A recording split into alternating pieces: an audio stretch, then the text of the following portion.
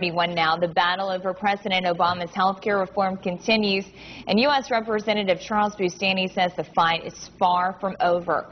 KPLC's lead with the congressman about how this issue will factor into the presidential election. After weighing the health care reform issue, the Supreme Court has had its say. We were all stunned by that decision. Despite the higher court's verdict on Obamacare, Congressman Charles Boustany says Republicans are uniting to repeal it. This is not a good health care law. It's a big, massive tax hike. In fact, some would argue the largest tax increase in American history.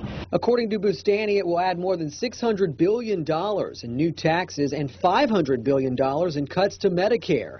However, Democrats see it differently. It's not a tax on American. It's a penalty for free riders.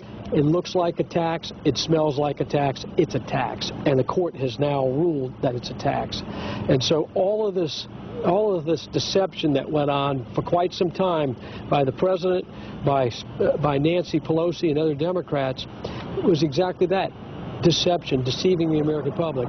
Boustany says he also stands behind Governor Jindal's refusal to implement any part of the plan. Here's what Jindal had to say on Sunday's Meet the Press. We can't afford another entitlement program. We're going to have more people in the cart rather than pulling the cart. We're going to go the way of Europe if we don't repeal this law. While the Supreme Court has delivered their decision, Boustany believes part of the success of the repeal process lies with the voters. Well, on the first Tuesday of November, the American people are going to have their say.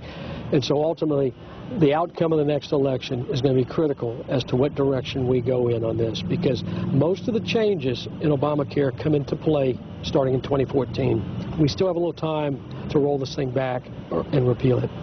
At your service, Lee Peck, KPLC 7 News.